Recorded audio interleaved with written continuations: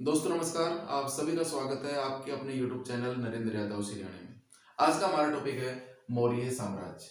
मौर्य साम्राज्य का अध्ययन करने से पहले सबसे पहले हम इसकी रूपरेखा के बारे में चर्चा करेंगे कि इस टॉपिक के अंतर्गत हमें क्या-क्या चीजें पढ़नी है, किन-किन बिंदुओं के ऊपर हमें चर्चा करनी है। सबसे पहला हमारा बिंदु रहेगा चर्चा का जानकारी के स्रोत। कोई भी वंश हो, कोई भी सभ्यता हो, उसकी जानकारी हमें कहाँ से मिलती है, ये उसके स्रोत कहलाता है। यानी हमें किन स्रोतों से हमें ये जानकारी मिली कि वह उस सभ्यता में, उस वंश में क्या चीजें घटित हुई। तो मौर्य साम्राज्य की जानकारी के स्रोत के अंदर हम साहित्यिक स्रोत के बारे में चर्चा करेंगे और पुरातात्विक स्रोत के बारे में चर्चा करेंगे। दूसरा हमारा चर्चा का बिंदु रहेगा इसमें राजनीतिक जीवन, कि इस साम्राज्य में यानी मौर्य साम्राज्य के अंदर जो शासक हुए हैं उनके समय की राजनीतिक घटनाएं क्या हैं, दूसरे जो राजा हैं उनके साथ में उनके युद्ध के बारे में चर्चा करना हो, या उन राजा के समय की जो राजनीतिक घटनाएं हैं, जो उनकी महत्वपूर्ण जो उनकी बातें हैं उनके ऊपर हम चर्चा करेंगे। तो मौर्य साम्राज्य के अंदर मुख्य रूप से तीन महत्वपूर्ण शासक हुए हैं, चंद्रगुप्त मौर्य, बिंदुसार और सम्राट अशोक। इनके बारे में हम अध्ययन करेंगे। तीसरा हमारा चर्चा का विषय रहेगा अशोक के अभिलेख। तो जो ये जो हमारी शिक्षक ग्रेड थर्ड की भर्ती है, इसके अंदर मौर्य साम्राज्य के अंदर विशेष रूप से अशोक की अभिलेख नाम का सब टॉपिक डाल रखा है। तो ये सबसे महत्वपूर्ण, सर्वाधिक महत्वपूर्ण ये अपना टॉपिक रहेगा और इसके बारे में हम विस्तार से चर्चा करेंगे। इस टॉपिक के अंदर हम शिलालेख, गुहालेख और अशोक के स्तंभ लेख के बारे में विस्तृत रूप से चर्चा करेंगे, उनकी भाषा लिपि वगैरह के बारे में चर्चा करेंगे। अगला हमारा टॉपिक रहेगा हमारे चर्चा का अर्थशास्त्र में इंडिका। ये दोनों, कौटिल्य की अर्थशास्त्र और मेगास्थनीज की इंडिका, ये दोनों मौर्य साम्राज्य की जानकारी के साहित्यिक स्रोत हैं। तो इनके अंदर हम ये पढ़ेंगे कि अर्थशास्त्र और इंडिका के अंदर मौर्य साम्राज्य से संबंधित किन किन बातों का उल्लेख हुआ है। अगला हमारा चर्चा का टॉपिक रहेगा अशोक का धम्म। ये भी हमारी शिक्षक भर्ती ग्रेड थर्ड वाले, एसएसटी वाले, ये जो सिलेबस है इसके अंदर स्पेशल रूप से ये पॉइंट डाल रखे अशोक का धम्म। तो इसके बारे में हम विस्तार से चर्चा करेंगे। अगला हमारा टॉपिक रहेगा केंद्रीय व प्रांतीय प्रशासन, न्याय व सैन्य व्यवस्था, मौर्य काल में गुप्तचर व्यवस्था और अर्थशास्त्र और कला साहित्य। ये हमारे स्पेशल रूप से हमारे सिलेबस के अंदर टॉपिक नहीं है, लेकिन फिर भी हम इनके बारे में थोड़ी जानकारी हासिल करेंगे। तो ये हमारी एक रूपरेखा होगी। दोस्तों आप इस चीज को, किसी भी टॉपिक को आप तैयार करो तो उसके अंदर भी इसको अप्लाई करो। जैसे उदाहरण के लिए देखो, जैसे मान लो आपने ये पूरा टॉपिक याद किया लेकिन आपने ये पॉइंट टू पॉइंट याद नहीं किया, और आपने इंडिका के बारे में, इंडिका से संबंधित कोई भी प्रश्न आ गया, तो आप पूरे टॉपिक के अंदर ये देखोगे हमने मौर्य काल के अंदर क्या पढ़ा था क्या नहीं पढ़ा, फिर इसको ढूंढोगे।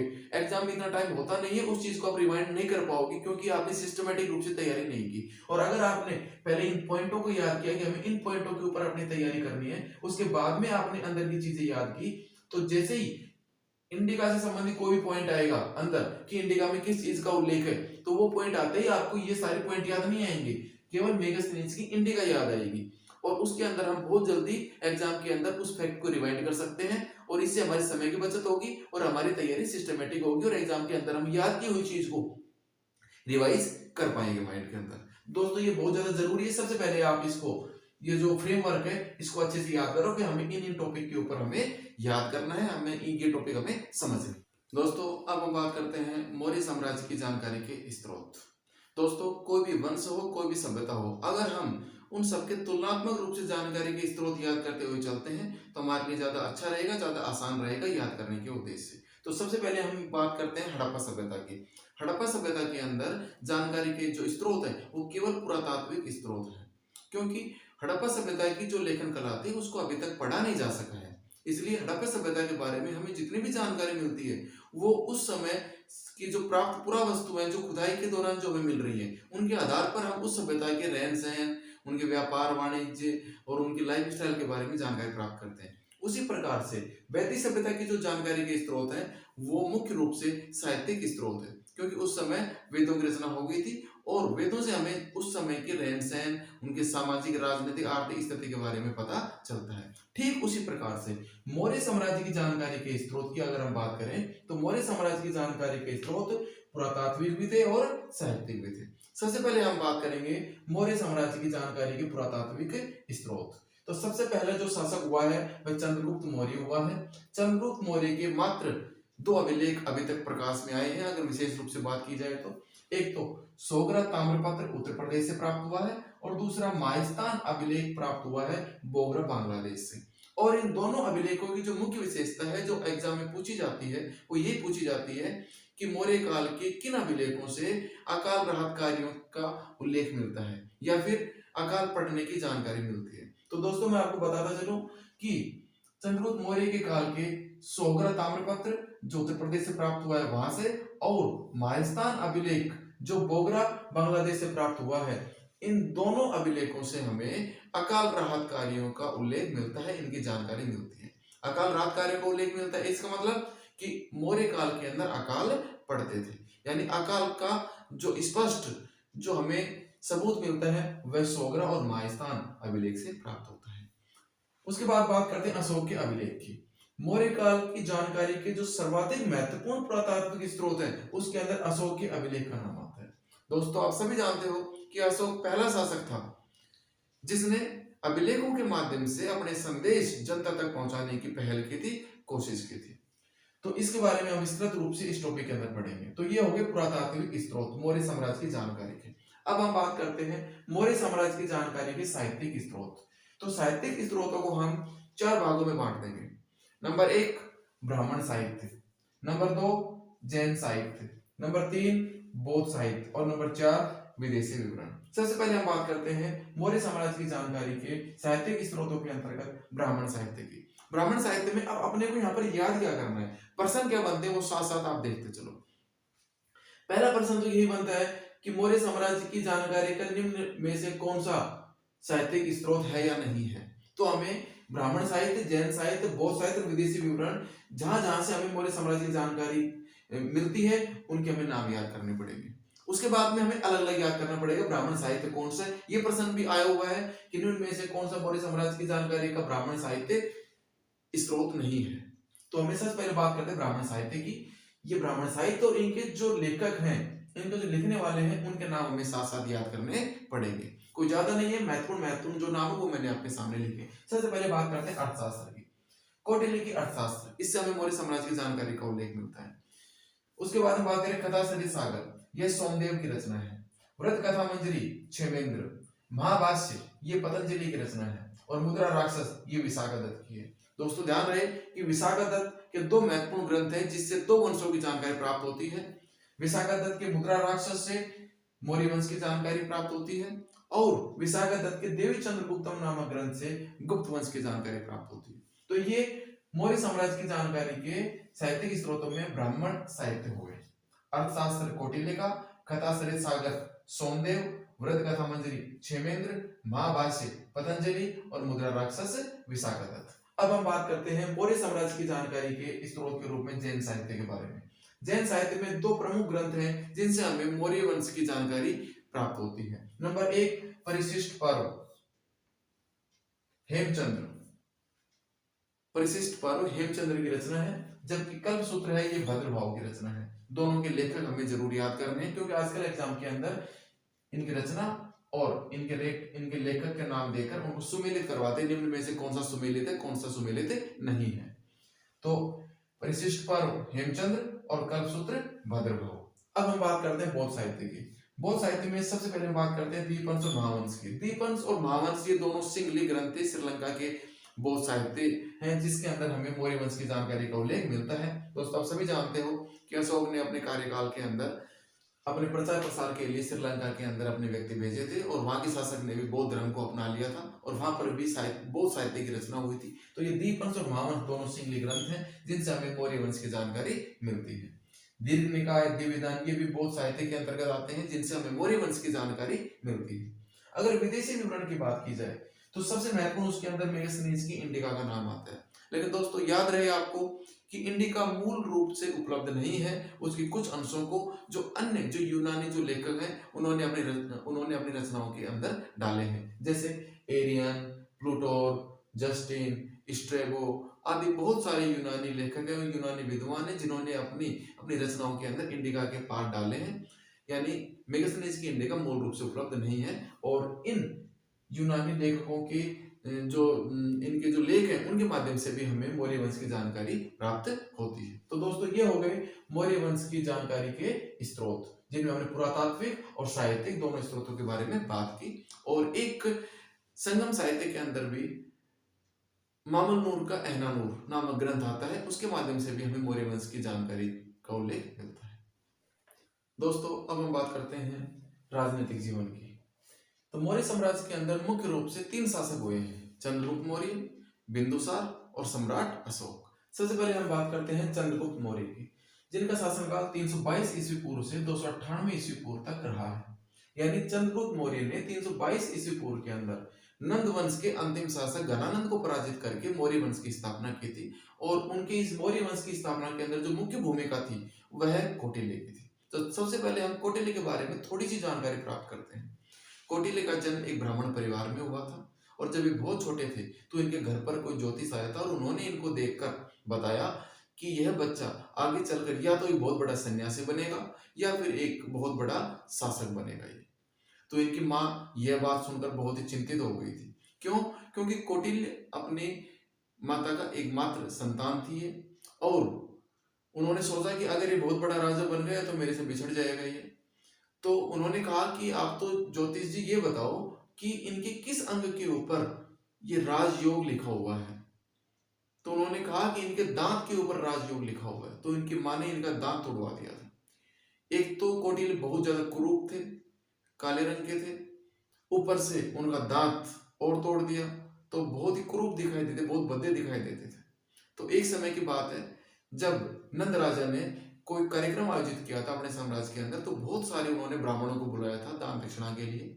तो वहां पर कौटिल्य भी पहुंच गए, और वहां पर बहुत सारे ब्राह्मण चारों साइड टेबल के बैठे हुए थे, लेकिन जो मुख्य ब्राह्मण की जो कुर्सी थी वो खाली थी। अब कौटिल्य को पता नहीं था, वो वहां पर जाकर मुख्य ब्राह्मण की कुर्सी के ऊपर जाकर बैठ गए। तो जैसे ही नंद राजा वहां पे आया और उन्होंने देखा कि एक काला कुरूप एक ब्राह्मण उस कुर्सी पे बैठा है, तो बहुत ही क्रोधित हो गए और उन्होंने लात मार के उनको गिरा दिया और उनको दरबार से बाहर भगा दिया। कौटिल्य इस घटना से बहुत ही दुखी हुए और उन्होंने उसी दिन प्रण लिया कि एक दिन मैं इस नंद राज्य का विनाश करके रहूंगा। और वो इसी तलाश के अंदर गांव दर गांव वो घूमने लगे और ऐसे व्यक्ति की तलाश करने लगे जो उनके इस कार्य को अंजाम दे सके। तो ऐसे बताते हैं कि एक गांव से वो वहां से गुजर रहे थे, तो उन्होंने चंद्रगुप्त मौर्य नामक ये जो छोटा बालक था इनको वहां पर देखा, और राजकिलम एक खेल होता है, वो खेलते हुए इनको देखा, उससे ये बहुत ज्यादा प्रभावित हुए और इन्होंने 1000 कारपासन के अंदर, जो उस समय की मुद्रा थी, उसके अंदर चंद्रगुप्त मौर्य को खरीद लिया और इनकी शिक्षा दीक्षा करवाई और इनको ट्रेनिंग दी गई, और इनकी सहायता से उन्होंने अपना प्रण को पूरा किया कौटिल्य ने, और नंद राजा का विनाश किया। तो ये एक चंद्रगुप्त मौर्य द्वारा मौर्य वंश की स्थापना के पीछे एक छोटी सी किंवदंती हमें जानकारी प्राप्त होती है। अब हम बात करेंगे चंद्रगुप्त मौर्य के आरंभिक जीवन की। चंद्रगुप्त मौर्य ने चाणक्य कौटिल्य के सहयोग से मौर्य वंश की स्थापना की, अंतिम नंद राजा घनानंद को पराजित करके, और इनकी जो शिक्षा दीक्षा थी वो तक्षशिला में हुई थी। दोस्तों तक्षशिला मौर्य काल के अंदर शिक्षा का प्रमुख केंद्र के रूप में जाना जाता था। महाजनपद काल के भी अनेक शासकों ने तक्षशिला से ही शिक्षा प्राप्त की थी, और चाणक्य कौटिल्य थे यह तक्षशिला के मुख्य आचार्य थे। और अगर उपनाम की बात की जाए तो जो विदेशी शासक थे उन्होंने चंद्रगुप्त मौर्य को सेंड्रोकोटस और एंड्रोकोटस से संबोधित किया है। और यहाँ पर प्रश्न ये बनता है कि सबसे पहले किस विद्वान ने सेंड्रोकोटस और एंड्रोकोटस नाम का तादात्म्य चंद्रगुप्त मौर्य के साथ में स्थापित किया? तो उसमें नाम आ जाएगा विलियम जोन्स। क्या नाम आ जाएगा? William Jones. यानी विलियम जोन्स ने सबसे पहले सेंड्रोकोटस और एंड्रोकोटस नाम का तादात्म्य था वो चंद्रगुप्त मौर्य के साथ स्थापित किया। उन्होंने बताया कि ये नाम चंद्रगुप्त मौर्य के लिए उपयोग में आए हैं। अब हम बात करते हैं चंद्रगुप्त मौर्य की जाति की। तो इसके अंदर देखो बिल्कुल रटने वाली चीज नहीं, समझने वाली चीज है। बौद्ध और जैन साहित्य है वो चंद्रगुप्त मौर्य को क्षत्रिय मानते हैं, लेकिन जो ब्राह्मण साहित्य है वह चंद्रगुप्त मौर्य को निम्न कुल का मानता है। जैसे विशाखा दत्त की मुद्रा राक्षस के अंदर इन्हें वृषल के नाम से यानी निम्न जाति का संबोधित किया चंद्रगुप्त मौर्य को। इसके पीछे कारण यही हो सकता है कि चूंकि चंद्रगुप्त मौर्य का झुकाव था वो जैन धर्म की ओर था, बौद्ध धर्म को इन्होंने आश्रय दिया, और उस समय जैन और बौद्ध धर्म में वो फल फूल रहे थे। तो इस वजह से हो सकता है कि ईर्ष्यावश ब्राह्मण जो साहित्यकार थे उन्होंने इन्हें निम्न जाति का माना हो, और जो विदेशी जो शासक है नहीं, जो अपने विदेशी विद्वान विदेशी जो लेखक हैं उन्होंने चंद्रगुप्त मौर्य को सामान्य कुल का माना है। ठीक है, क्लियर? अब हम बात करते हैं इनके काल की मुख्य घटना। चंद्रगुप्त मौर्य के काल की मुख्य घटना सेल्यूकस निकेटर जो यूनानी शासक था उनके साथ युद्ध है। 305 ईस्वी पूर्व के अंदर चंद्रगुप्त मौर्य और सेल्यूकस निकेटर यानी यूनानी शासक के बीच में युद्ध हुआ। इस युद्ध के अंदर बताते हैं कि चंद्रगुप्त मौर्य की विजय हुई थी और उसके बाद में दोनों के बीच में संधि हुई थी। संधि की शर्तें क्या थी, एग्जाम में ये चीज आती है, महत्वपूर्ण ये है। तो संधि के अंदर चंद्रगुप्त मौर्य ने 500 हाथी सेल्यूकस निकेटर को दिए थे। क्योंकि उस समय जो अपना मध्य भारत था, जो अपने उड़ीसा वगैरह का जो क्षेत्र था, यहाँ पर भारी जंगल था, यहाँ पर हाथी बहुतायत में मिलते थे और युद्ध के लिए हाथी है वो बहुत महत्वपूर्ण चीज मानी जाती थी। इस वजह से इन्होंने 500 हाथी सेल्यूकस निकेटर को संधि के दौरान दिए थे और सेल्यूकस निकेटर ने अपना एक राजदूत जिसका नाम था मेगास्थनीज, जिन्होंने इंडिका लिखी है, वो राजदूत चंद्रगुप्त मौर्य के दरबार में भेजा। ठीक है, चंद्रगुप्त मौर्य ने सेल्यूकस निकेटर की बेटी हेलेना के साथ विवाह किया, जो विश्व का पहला अंतरराष्ट्रीय विवाह कहलाता है। यानी विश्व का पहला अंतरराष्ट्रीय विवाह चंद्रगुप्त मौर्य और सेल्यूकस निकेटर की पुत्री हेलेना का कहलाता है। और साथ में सेल्यूकस निकेटर ने दहेज के रूप में 4 प्रांत चंद्रगुप्त मौर्य को प्रदान किए। 4 नाम कौन कौन से 4 नाम है? एक तो है कंधार, काबुल, हेरात और बलूचिस्तान। और अगर इनके दूसरे नाम देखे जाए तो अराकोशिया, जेड्रोशिया, एरिया, पेरोपेनेशिया। ये 4 प्रांत सेल्यूकस निकेटर ने चंद्रगुप्त मौर्य को दहेज स्वरूप प्रदान किए। अब अगर इनके अंतिम समय की बात की जाए तो चंद्रगुप्त मौर्य के अंतिम समय के अंदर, इनके शासनकाल के अंतिम समय के अंदर 12 वर्ष तक कहते हैं कि उत्तर भारत के अंदर विशाल बड़ा भयानक अकाल पड़ा और इसी से परेशान होकर यह जैन साधु भद्रबाहु के साथ में, जैन विद्वान भद्रबाहु के साथ में दक्षिण भारत की ओर निकल गए और जो वर्तमान में जहां पर कर्नाटक है वहां पर चंद्रगिरी की पहाड़ी के ऊपर जाके संलेखना विधि से इन्होंने अपने प्राणों का त्याग किया। दोस्तों अब हम बात करते हैं बिंदुसार की। चंद्रगुप्त मौर्य के बाद में मौर्य वंश का अगला शासक बना था बिंदुसार। सबसे पहले हम बात करते हैं बिंदुसार के शासनकाल की। बिंदुसार का शासनकाल 298 ईस्वी पूर्व से 273 ईस्वी पूर्व तक था। जैसे हमें सारे सिस्टमेटिक रूप से याद करने हैं। चंद्रगुप्त मौर्य का शासनकाल 322 ईस्वी पूर्व से 298 ईस्वी पूर्व तक था और 298 ईस्वी पूर्व से 273 ईस्वी पूर्व तक बिंदुसार का शासनकाल रहा है। अब हम बात करते हैं बिंदुसार का नाम बिंदुसार कैसे पड़ा। बिंदुसार इतिहास का पहला सिजेरियन सम्राट था, यानी शल्य क्रिया के माध्यम से इनका जन्म हुआ था और इनके जन्म के समय इनके मस्तक के ऊपर एक विष की बूंद थी, जिसके कारण ही इनका नाम बिंदुसार पड़ा। बिंदुसार के उपनाम की बात अगर हम करें तो बिंदुसार के अनेक उपनाम है और 1% यहाँ से बनने के चांसेस बहुत ज्यादा है। अमित्रघात, अमित्रोकेटीज, सिंहसेन और भद्रसार। सबसे पहले हम बात करते हैं कि बिंदुसार को अमित्रघात किसने कहा। महाभाष्य के अंदर पतंजलि ने कहा, यानी पतंजलि ने अपने ग्रंथ महाभाष्य के अंदर बिंदुसार को अमित्रघात कहा, यानी शत्रुओं का नाश करने वाला। अमित्रोकेटीज इसका अर्थ भी यही होता है, ये संस्कृत भाषा में है, ये यूनानी भाषा में है। यूनानी लेखकों ने बिंदुसार को अमित्रोकेटीज कहा। जैन ग्रंथों के अंदर बिंदुसार को सिंहसेन कहा गया है और वायु पुराण के अंदर बिंदुसार को भद्रसार या भद्रसार के नाम से जाना जाता है। तो ये 4 नाम हमें इनके उपनाम है ये बिल्कुल याद करने हैं। अमित्रघात पतंजलि ने अपने महाभाष्य नामक ग्रंथ में कहा, अमित्रोकेटीज यूनानी लेखकों ने कहा, सिंहसेन जैन ग्रंथों में कहा गया है और वायु पुराण के अंदर बिंदुसार को भद्रसार या कई जगह मद्रसार में मिलता है, इस नाम से संबोधित किया है। अब हम बात करते हैं बिंदुसार के धर्म की। इससे पहले हम बात करते हैं चंद्रगुप्त मौर्य के धर्म की। चंद्रगुप्त मौर्य ने अंतिम समय के अंदर जैन धर्म अपना लिया था। बिंदुसार आजीवक धर्म का अनुयायी था। अब जो महत्वपूर्ण एक प्रश्न बनता है वो बनता है कि बिंदुसार के काल के अंदर कितने विद्रोह हुए थे। बिंदुसार के काल के अंदर उत्तर पश्चिम भारत के अंदर 2 विद्रोह हुए थे तक्षशिला के अंदर, और दोनों विद्रोह को दबाने के लिए कौन गया था, एक प्रश्न यहाँ से बनता है।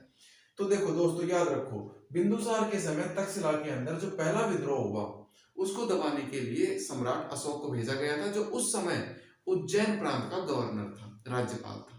और जब तक्षशिला के अंदर दूसरा विद्रोह हुआ तो उसको दबाने के लिए सुशील को भेजा गया था, अशोक के भाई को भेजा गया था, लेकिन सुशील उस विद्रोह का दमन नहीं कर पाया था और फिर दोबारा से अशोक को ही भेजा गया था। यानी कि ये पहले वाले को दबाने के लिए अशोक को भेजा गया था और दूसरे को दबाने के लिए सुसीम को भेजा गया था, लेकिन सुसीम के असमर्थ होने पर अशोक ने ही जाके उस विद्रोह का दमन किया था।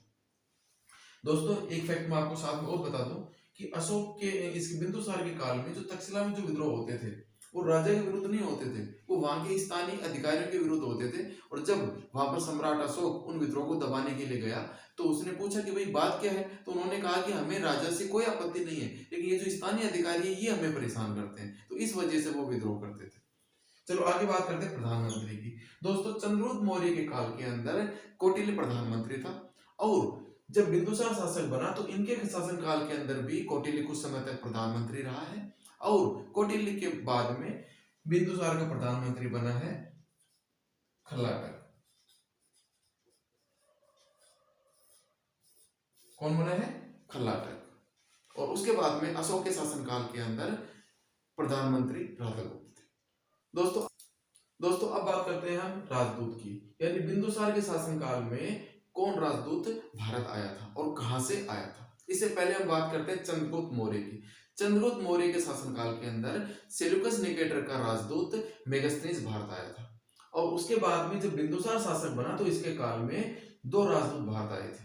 सीरिया के शासक एंटियोकस फर्स्ट का राजदूत डायमेकस और मिस्र के शासक टालमी फिलाडेल्फस का राजदूत डायोनुसिस।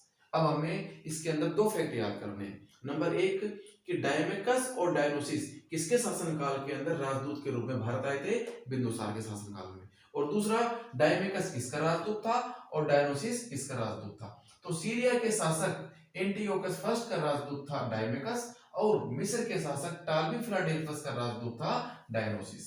ठीक है, क्लियर। अब एक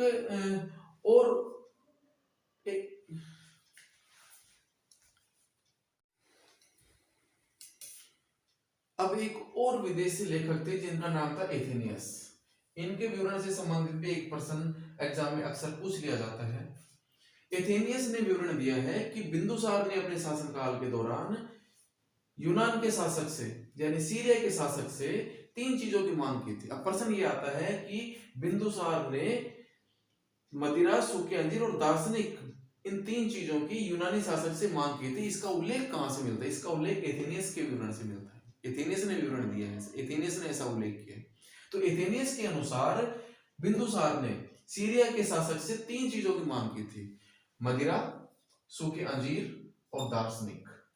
तो वहां के शासक ने दो चीजों की हाँ की थी, मदिरा की और सूखे अंजीर की, लेकिन दार्शनिक के लिए मना कर दिया था। उन्होंने कहा कि हमारे यूनानी कानून के अंदर दार्शनिक का विक्रय करना है, उसके ऊपर प्रतिबंध है, हम दार्शनिक का निर्यात नहीं कर सकते, उनका विक्रय नहीं कर सकते, उनको आपके यहाँ पर नहीं भेज सकते।